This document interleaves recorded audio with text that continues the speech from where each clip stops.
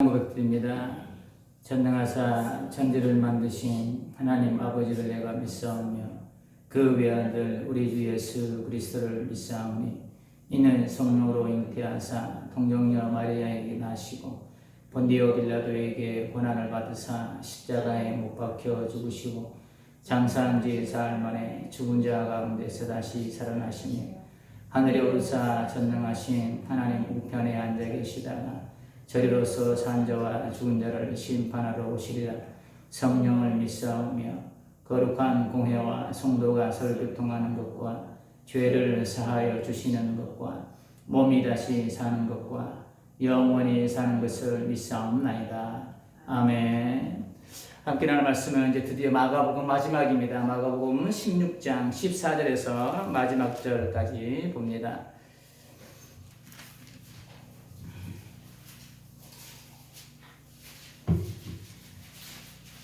마가복음 16장 14절에서 마지막 20절까지 봅니다. 20절은 우리 한 목소리 함께 봉독합니다. 그 후에 11 제자가 음식 먹을 때 예수께서 그들에게 나타나사 그들의 믿음 없는 것과 마음이 완악한 것을 꾸짖으시니 이는 자기가 살아난 것을 본 자들의 말을 믿지 아니함이라. 또 이르시되 너희는 온 천하에 다니며 만민에게 복음을 전파하라. 믿고 세례를 받는 사람은 구원을 얻을 것이요 믿지 않는 사람은 정죄를 받으리라. 믿는 자들에게 이런 표적이 따르리니 곧 그들이 내 이름으로 귀신을 쫓아내며 새 방언을 말하며 뱀을 집어 올리며 무슨 독을 마실지라도 해를 받지 아니하며 병든 사람에게 손을 얹은 적 나으리라 하시더라. 주 예수께서 말씀을 하시신 후에 하늘로 올려지사 하나님 우편에 앉으시니라. 다 같이 합니다. 제자들이 일어나가 두루 전파할세 주께서 함께 역사하사 그 따르는 표적으로 말씀을 확실히 증언하시니라. 아멘. 우리 앞뒤자 우리 인사합니다. 흘러보내의 축복입니다. 한 번 더 인사할까요? 함께 갑시다. 이제 드디어 마가복음이 이제 끝납니다. 오늘 제목을 한번 따라해 볼까요? 보여주는 복음. 보여주는 복음이라는 제목으로 함께 은혜를 나누겠습니다. 지금 우리나라 국민들 대다수를 보면 기독교를 바라보는 시각이 그리 좋지만은 않습니다. 기독교윤리 실천운동이 2021년도 1월 달에 각 종교별로 신뢰도를 조사를 했습니다. 조사를 했는데 교회에 신뢰한다는, 그러니까 예수님 교회를 안다는 사람들에게, 그런데 이 비기독교인들에게 교회를 신뢰합니까? 라고 설문조사를 했는데 9%밖에 안 돼요. 교회를 신뢰한다라는 응답자가. 그 나머지는 다 신뢰를 못한다는 거예요. 몇 명을 했는지에 대해서는 통계가 안 나와서 내가 정확하게 모르겠는데 통계 수치에 9%밖에 안 돼요. 그리고 코로나를 대처하는 기독교에 대한 불신이 얼마만큼 올라갔냐면 75%. 코로나를 잘못 대처하고 있다, 기독교가. 이렇게 바라본 사람들이 75%. 얼만큼 이 기독교가 지금 세상 가운데 불신을 낳고 있는지 짐작할 수 있는 통계 중에 하나. 기독교를 신뢰하지 못한다고 9%. 기독교가 지금 코로나를 잘못 대응하고 있다. 이런 부정적인 응답이 75%. 그동안 개신교 보면 뉴스나 매스컴들 보면 목사님들이 어떤 윤리적인 문제, 도덕적인 문제, 물질적인 문제, 여러 가지 문제로 인해서 참 많은 질타들을 받았죠. 그래서 그렇지 않아도 정말 소위 말해서 개독교니 뭐니 안티 카페 수없이 난무하고 있는데 이번 코로나 사태를 지나면서 더욱더 이 신뢰도가 더 떨어져가고 있습니다. 이런 상황에서 거리에서 예수님 믿으세요. 이렇게 한번 지금 나가서 우리 한번 전도해 볼까요? 이번 주일날. 지금 이런 상황에서 예배 드린다는 자체도 아마 지역사회 주민들은 조금 안 좋은 시각으로 바라볼 수도 있을 거예요. 이런 상황에서 거리에 나가서 예수님이라고 복음을 전한다는 거, 욕 안 먹으면 다행이겠죠. 욕 안 먹으면. 겉으로는 어떻게 보면 아무런 표현은 하지 않을지 모르지만 속으로는 아마 온갖 비난을 다 하고 지나갈 거예요. 지금 상황을 지금 파악을 하고 있는지 모르겠는지, 이런 상황이 지금 어떻게 나와가지고 지금 교회 나오시라고 지금 전도주를 돌릴 수 있느냐, 그러면서 속으로는 막 온갖 욕들을 다 하고 지나갈 겁니다. 지금 이 마가복음을 쓰고 있는 이 시대에도 복음을 전한다는 게 그리 쉬운 상황이 아닙니다. 왜 그러냐면 지금 이 마가가 쓰고 있는 이 마가복음은 누구를 상대로 하고 있냐면 지금 로마의 극심한 핍박을 피해서 지하 세계로 들어간 이 로마 교인들을 향해서 이 마가복음을 지금 쓰고 있는 거야. 근데 마가는 지금 이 마가복음을 마무리하면서 예수님께서 명령하신 나가서 복음을 전해라, 이런 상황인데 지금 마가는 로마 교회 성도들에게 나가서 복음을 전하라고 지금 이 마가복음을 쓰고 있는 거예요. 마무리하고 있는 거예요. 지금 마가복음을 받아본 로마 교인들의 상황이나 지금 우리가 처해 있는 상황을 보면 복음을 전한다는 것이 어떻게 보면 무모하게 보일 수도 있습니다. 상황을 보면. 그럼 예수님은 이런 상황을 모르시고 또 마가는 로마 교회 성도들의 상황을 모르고 그냥 이렇게 복음을 전하라고 했을까요? 전혀 아니에요. 그런 게 아닙니다. 상황은 그렇지만 오히려 그 상황이 그렇기 때문에 복음이 소망이라는 거예요. 상황이 오히려 그렇게 역행을 하고 있지만 그렇기 때문에 오히려 복음이 더 희망이라는 거예요. 그렇기 때문에 복음이 길이기 때문에 이 복음을 전해야 된다는 거예요. 그 전하는 방식은 내가 조금 더 나올 거야. 상황이 지금 이런 어려운 상황이고 코로나로 인해서, 그리고 로마 교회 성도들은 로마의 핍박에 의해서 지금 길이 보이지 않지만 그런 상황에서 오직 이 복음이 길이고 복음이 희망이기에 이 복음을 전해야 된다는 거예요. 역설적으로.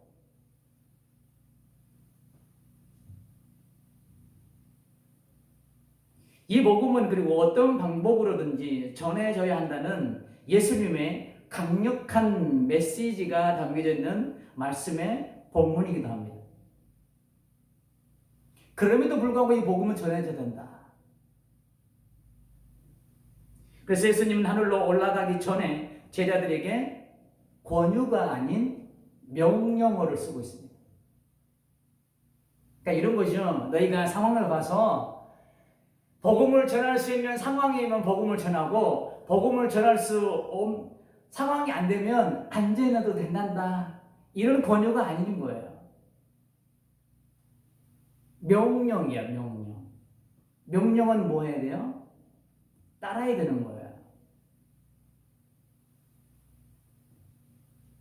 어떤 상황이 몰려와도 이 복음만은 꼭 반드시 전해야 한다는 강력한 메시지가 담겨있는 게 바로 이 명령입니다. 명령.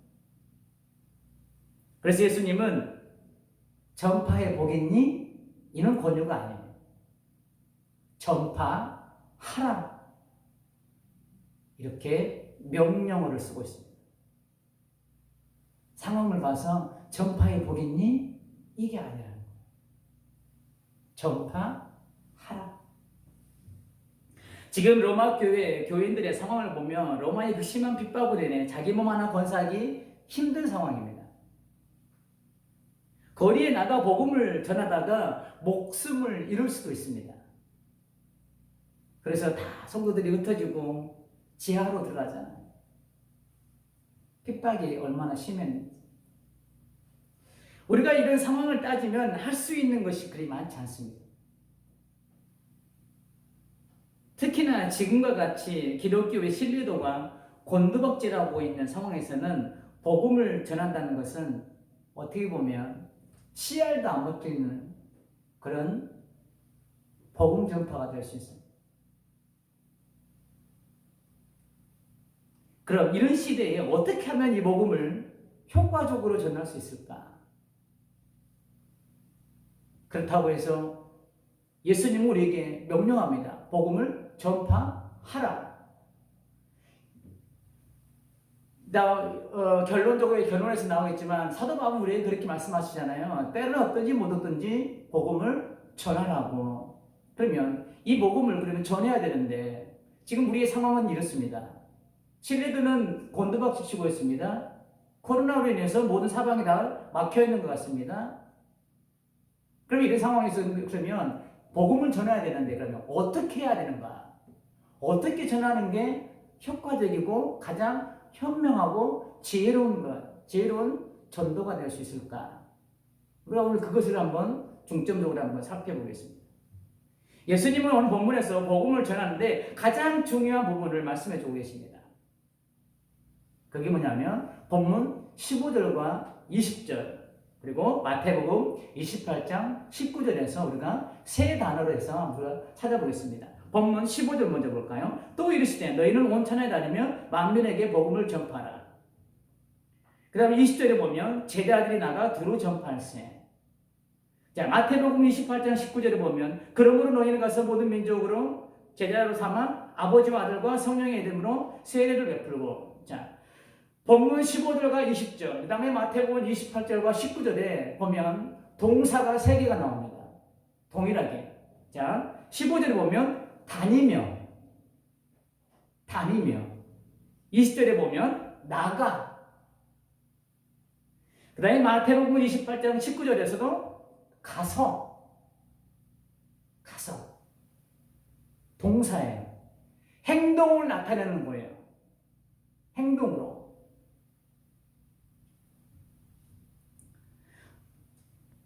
다니며 나가 가서라는 단어, 이 단어는 동사로서 행동을 의미하는 거예요. 그런데 이 단어를 우리가 단순하게 거리에 나가서 성경에 말씀드렸듯이 예수님 믿으세요. 이 방법도 중요하지만 우리가 이 전도의 폭을 그 다음에 우리가 가서 두루 다니며 이 단어의 폭을 우리가 한번 조금 넓혀야 된다는 거예요. 우리의 시각을 조금 이제는 나가서라는 단순한 이렇게 나가서 전도지를 주면서 예수님 믿으세요. 뭐 불신지요. 예수 천당 불신지요. 뭐 이렇게 전하는 게 이제는 안 된다는 거죠.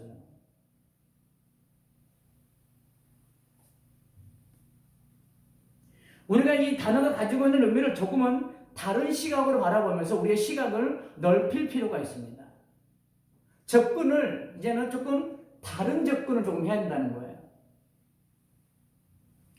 행동을 나타내는 다니며 가서라는 단어를 우리가 좀 전에 말씀드렸듯이 전단지를 주고 예수님 복음을 전하고 이웃에게 입술로 예수님 복음을 전하는 것도 중요합니다. 그렇지만 더 중요한 게 있다는 거예요. 이 지금 세 단어가 내포하고 있는 의미 속에는 그건 뭐냐면 내 삶을 통해서 보여주는 복음이 가장 중요하다는 거예요. 입술로 예수 그리스도 이 복음을 전하는 것도 중요합니다. 그러나 이 동사가 가지고 있는 다니며 가서 행동을 내포하고 있는 이 단어 속에서는 우리가 조금 더 넓혀야 될 시각은 우리의 삶으로 보여주는 복음. 이게 가장 효과적인 전도 방법이고 복음을 전할 수 있는 가장 지혜로운 방법이라는 거예요. 우리의 삶을 통해서 내 삶을 통해서 말씀이 보여지는 삶. 나를 통해서 말씀을 보여주는 삶. 이게 중요하다는 거예요. 사도행전에 보니 기록된 초대교회의 부흥을 보면 사도행전 2장은 이렇게 기록하고 있습니다. 자, 들어보세요. 2장 42절에서 47절 보면 그들이 사도의 가르침을 받아 중요합니다. 사도의 가르침을 받아 서로 사도의 가르침이 뭔지 그 다음에 나와 있어요. 사도의 가르침을 받아 그 다음부터 사도들의 가르침이 뭐냐면 서로 교제하고 떡을 떼며 오로지 기도하기를 힘쓰니라. 사람마다 두려워하는데 사도들로 말미암아 기사와 표적이 많이 나타나니 믿는 사람들과 함께 있어 모든 물건을 서로 통용하고 또 재산과 소유를 팔아 각 사람의 필요를 나눠주며 날마다 마음을 같이하여 성전에 모이기를 힘쓰고 집에서 떡을 떼며 기쁨과 순전한 마음으로 음식을 먹고 하나님을 찬미하며 또 온 백성에게 칭송을 받으니 주께서 구원받은 사람을 날마다 더하게 하시니라. 자, 적어도 이 42절과 47절에 이 초대교회 예루살렘 교회 성도들의 삶의 모습을 보면 나가서 전도했다는 말씀이 있나요? 없어요. 단순히 이 성도들은 뭐였냐면 이 본문을 기준으로 봤을 때는 사도들의 가르침을 받아 삶으로 살아냈을 뿐이에요. 이게 복음 전도라는 것이죠. 이게 삶으로 보여주는, 복음을 보여주는 삶이라는 거예요. 이게 사도들이 뭘 가르쳤을까요? 말씀인 거예요. 사도들의 가르침 받아 그 다음부터 쭉 성도들의 삶이 기록되어 있습니다. 성도들이 그렇게 삶을 산 거예요. 사도들의 가르침을 받아 그대로 그렇게 산 거예요. 다른 말로 성도들이 말씀을 따라 삶을 살았다는 거예요. 말씀대로 삶을 살았다는 거예요. 예루살렘 교회 성도들의 모습 속에서 이 말씀이 보였다는 거예요. 예수님이 보였다는 거예요. 이게 중요한 거예요. 이게.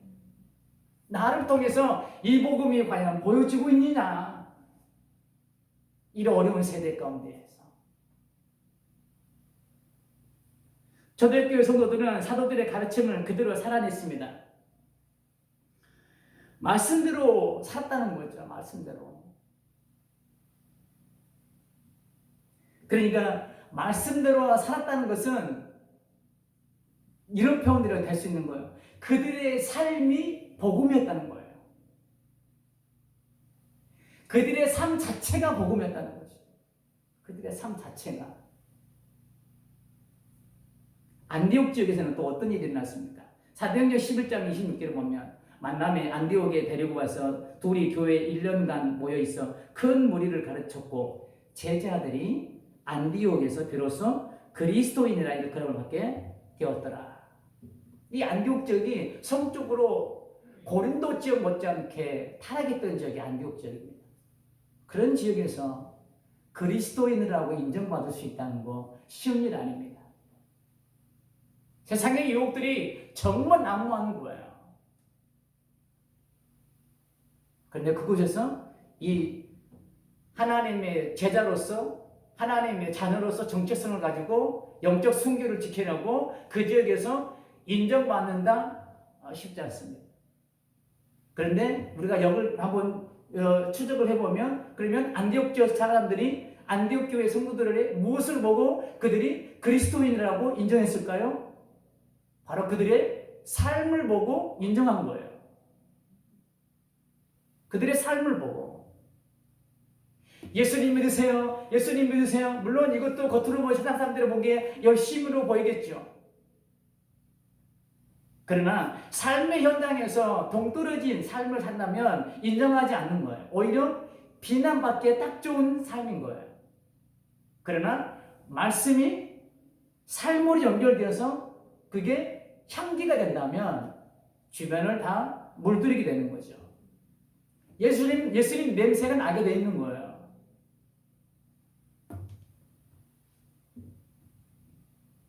이것이 초대교회 성도들의 전도 방식이었습니다. 아마 이 초대교회 성도들은 이것이 전도야라고 생각하고 그렇게 삶을 살지 않았을 거예요. 이들의 삶은 오로지 그냥 말씀을 따라서 삶을 살았을 뿐이었을 거예요. 그런데 그게 하나님 눈에 이쁘게 보인 거예요. 말씀을 따라 가르침대로 삶을 산 그 성도들이 하나님 보기에 이쁘게 보인 거예요.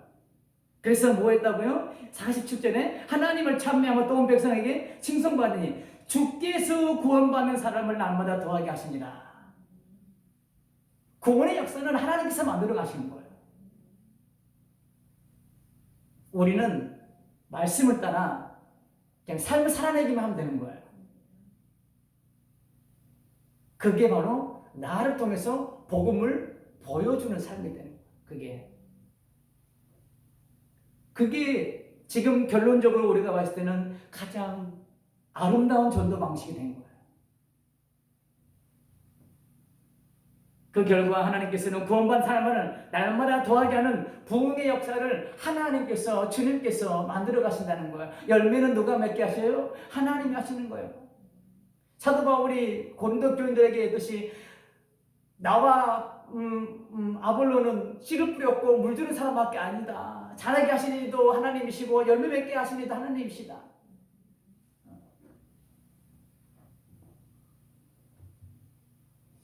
이 초대교회 성도들의 모습이 예수님께서 오늘 본문을 통해서 말씀하시는 전도의 방법인 거예요. 가서 다니며 나가 이 말씀 속에 삶으로 살아내라. 지금 로마교회 성도들 너희 상황이 이러니 너희가 이 말씀 놓지 말고 이 말씀대로 살아내라. 빛이 되어라. 세상은 그렇게 로마의 핍박 속에 캄캄하지만 오히려 길이 보이지 않지만 어떻게 지금 전도하냐고 세상에 상식적으로는 안 되는 거지만 오직 그래도 그럼에도 불구하고 이 복음만이 길이고 소망이고 희망이기에 너희 이 복음 가지고 그냥 살아내라. 오늘 우리에게 동일하게 말씀하고 계시는 거예요. 열매는 내가 맺게 할 테니 너희는 이 복음 가지고 삶을 살아내기만 해라. 내가 너를 통하여서 내가 보일 수 있게 내가 너 잠깐 쓸 테니 너 삶을 나에게 잠깐 내주지 않겠니? 주님은 또 다른 일은 요구일 수도 있다는 거죠. 바울은 복음을 전할 때 자기 주장만을 내세우지 않았습니다. 자기 주장만을 내세우지 않았습니다. 복음을 들어야 하는 그 사람의 기준에 맞게 바울 자신이 옷을 갈아입었어요. 그 사람의 수준에 맞게. 그 사람의 수준으로 내려갔습니다. 그리고 복음을 들어야 할 사람과 눈높이를 맞췄어요. 그게 고린도전서 9장 20절과 21절에 기록되어 있습니다. 유대인들에게 내가 유대인과 같이 된 것은 유대인을 얻고자 하며 율법 아래에 있는 자들에게는 내가 율법 아래에 있지 아니하나 율법 아래로 내려간 것은 율법 아래에 있는 사람들을 구원하기 위함이다. 이렇게 눈높이를 맞췄어요. 자기의 옷을 벗고 그 사람들과 같이 다니기 위해서 옷을 갈아입었어요. 이게 가장 중요한 전도 방식 중 하나예요. 우리의 방식을 내려놓는 거예요. 어떻게 보면 교회 안에서 전통이라고 하는 게 있습니다. 교회가 우리 교회 같이 한 40년, 50년, 100년 된 이런 교회들은 교회에서 대대로 내려오는 깰 수 없는 룰과 같은 그런 전통이 있습니다. 그런데 이 전통이 참 아름다울 수 있어요. 그러나 이 전통이 때로는 걸림돌이 될 수 있습니다. 시대를 뒤떨어지게 만들고요. 시대에 맞지 않는 옷을 입게 만들고요. 시대에 맞는 옷을 입어야 되는데 시대에 맞지 않는 그런 옛날과 같이 그런 삿갓을 쓰고 두루마기를 입고 그런 옷을 입게 만드는 그런 전통이 될 수 있다는 거예요. 우리는 우리의 방식들을 내려놔야 돼요. 바울처럼 우리는 이 전도 방식을 때를 따라서 유연하게, 그러나 본질은 훼손되지 않게, 방식의 차이는 분명히 유연해야 됩니다. 그러나 본질은 분명하게 담고 있어야 되는 거예요. 바울은 이뿐만 아닙니다. 바울은 서신서를 쓸 때 그 지역의 특성과 상황을 고려해서 그 지방 사람들이 잘 알아들을 수 있는 단어들로 편지를 썼어요. 특별히 빌립보서 같은 경우는 그곳이 군사 지역이었습니다. 그래서 빌립보서의 원어를 보면 군사 용어가 참 많이 기록되어 있어요. 이처럼 바울은 그 지역 사람들의 특성까지 고려하면서 편지를 썼어요. 그 정도로 눈높이를 맞췄습니다. 이것이 무엇을 의미합니까? 우리가 복음을 전할 때 우리의 방식만 고집해서는 안 먹힌다는 겁니다. 시대의 변천을 따라 복음을 전하는 방식의 변화를 만들어 가야 한다는 거예요. 예를 들어 제가 오늘 이 양복을 입었습니다. 금요일날과 또 수요일날도 다른 양복이죠. 주일날도 다른 양복을 입고 올 거예요. 자, 제가 오늘 이런 양복을 입고 왔는데 주일날 제가 다른 양복을 입었어요. 그렇다고 해서 제가 김윤서 목사가 아닌가요? 제가 어떤 옷을 입든지 간에 김윤서 목사는 김윤서 목사인 거예요. 그런 것처럼 복음의 본질은 절대적으로 변해서는 안 되는 거예요. 그런데 복음을 포장하는 이 포장지는 얼마든지 우리가 선택지 할 수 있다는 거죠. 복음을 포장하는 이 포장지는 우리가 얼마든지 선택해서 아름답게 전할 수 있다는 거예요. 이 복음의 본질에 시대에 맞는 옷을 입혀서 복음을 전하는 게 지혜롭다는 겁니다. 전도 방식의 차이를 추구해야 한다는 거예요. 그래서 이제는 들려지는 복음에서 예수님 믿으세요. 길거리 나가서 뭐죠 이거 뭐죠 이게 스피커 들고 막 예수 찬양 불신지어 응? 소리 갔더니 어떤 아저씨가 막 그 꼬맹이를 막 혼내고 있더라고요. 야 이놈 새끼야 너 예수님 안 믿으면 지옥 가는 놈 새끼야 그러면서 막 소리에 그 손님들 많은데 주말에 야 임마 너 예수님 믿고 네 아빠 전대야 뭐 새끼 뭐 하면서 뭐 아빠 있는데 막 사람들이 어떨까요? 어떻게 생각할까요?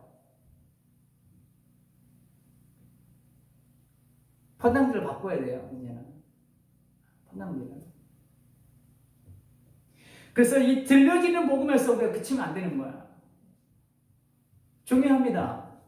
그렇다고 해서 그게 우리가 입술로 전하는 복음을 우리가 내려놓자는 게 아니에요. 그것도 중요합니다. 그러나 우리가 조금 전에 서두에 말씀드렸듯이 그 시각을 조금 넓혀보면 우리의 이제는 들려지는 복음에서 우리는 이제 보여주는 복음으로 나가야 된다는 거예요. 이 보여주는 복음이 바로 우리의 삶을 통해서 나의 삶을 통해서 이 복음이 보여져야 된다는 거죠. 우리가 삶을 통해 보여지는 복음을 전할 때 나타난 두 가지 현상이 있습니다. 그 두 가지 현상이 본문에서 나와 있어요. 본문 16절을 봅니다. 믿고 세례를 받는 사람은 구원을 얻을 것이요 믿지 않는 사람은 정죄를 받으리라. 우리 삶을 통해서 이 복음이 보여지는 삶을 살아갈 때에 첫 번째로 나타나는 현상은 구원의 역사예요. 구원의 역사. 하나님께서 창세 전부터 구원하기로 작정한 영혼을 구원하는 길은 오직 이 복음밖에 없습니다. 그런데 이 복음의 전도 방식은 이 복음은 시대를 넘어서 오늘 우리에게까지 왔어요. 그런데 이 복음이 유일하게 본질은 변하지 않으면서 시대에 맞게 옷을 입고 그 시대를 넘어서 오늘 지금 내게 온 거예요. 하나님께서는 입술만이 아니라 이 복음을 삶으로 살아내어 보여지는 복음의 통로를 지금 찾고 계세요. 우리가 조금 전에 기도했던 그 찬송가에 기도하기 전에 드렸던 찬송가에처럼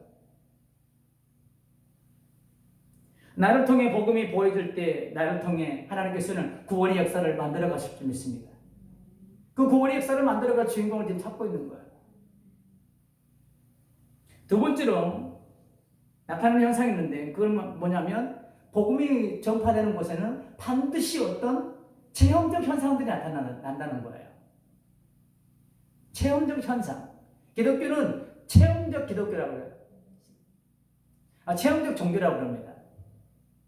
다른 말로 간증거리가 생겨난다는 거예요. 내가 말씀을 따라서 삶을 살아가면 내 삶에 어떤 간증거리가 분명히 생긴다는 거예요. 17절에 15절과 18절에 나와 있습니다. 볼까요? 본문. 믿는 자들에게 이런 표적이 따르리니 꼭 그들이 내 이름으로 귀신을 쫓아내며 새 방언을 말하며 뱀을 집어 올리며 무슨 독을 마실지라도 해를 받지 아니하며 병든 사람에게 손을 얹는 중 나으리라 하시더라. 복음에는 이런 능력이 분명히 있습니다. 치유의 능력이 있습니다. 방어의 능력이 있습니다. 근데 이뿐만 아니라 내가 말씀을 입술로만 전하는 것이 아니라 삶으로 전할 때 내 삶에 주님이 역사하시는 일들을 내가 체험하게 된다는 거예요. 하나님이 나를 통해서 뭔가 역사를 만들어 가신다는 거예요. 그 역사의 주인공들을 지금 찾고 있는 거예요. 그 역사의 주인공들이 저와 여러분과 우리 교회가 되기를 주님의 이름으로 축복합니다. 그러기 위해서는 내가 복음으로 살아내는, 복음을 이제 들려주는 삶이 아니라 복음을 나를 통해 보여주는 삶으로 우리가 삶을 살아야 된다는 거죠. 그런데 이 복음이 전해질 때, 내가 말씀 따라 삶을 살아갈 때 사단은 두 손 두 발 놓고 구경만 할까요? 절대 아닙니다. 강력한 저항이 있는 거예요. 이 복음을 전할 때. 이 사실을 예수님께서 말씀하셨어요. 마가복음 14장 9절에서 말씀합니다. 너희는 스스로 조심하라. 사람들이 너희를 공회에 넘겨주겠고 너희를 회당에서 매질하겠으며 나로 말미암아 너희가 권력자들과 임금들 앞에 서리니 이는 그들에게 증거가 되려 함이라. 강력한 저항이 있는 거예요. 우리를 공회에 넘겨주겠대요. 회당에서 매질하겠대요.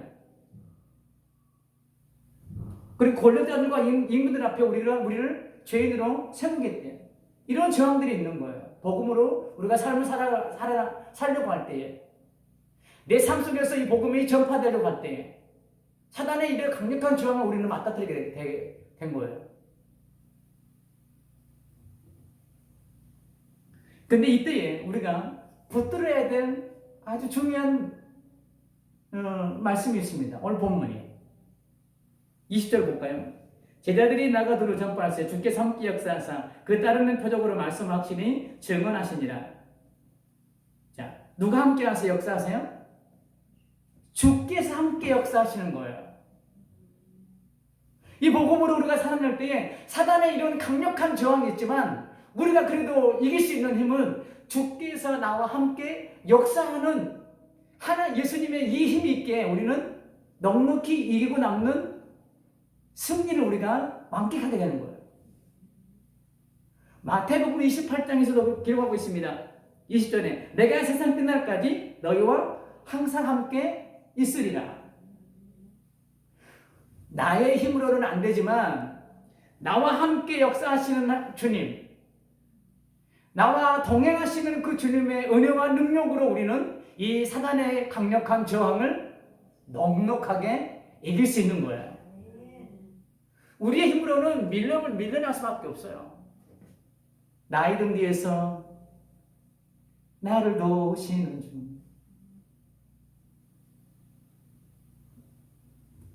이 주님의 나를 푸시해주는, 밀어주는 이 힘이 있기 때문에 우리는 앞으로 전진할 수 있는 거예요.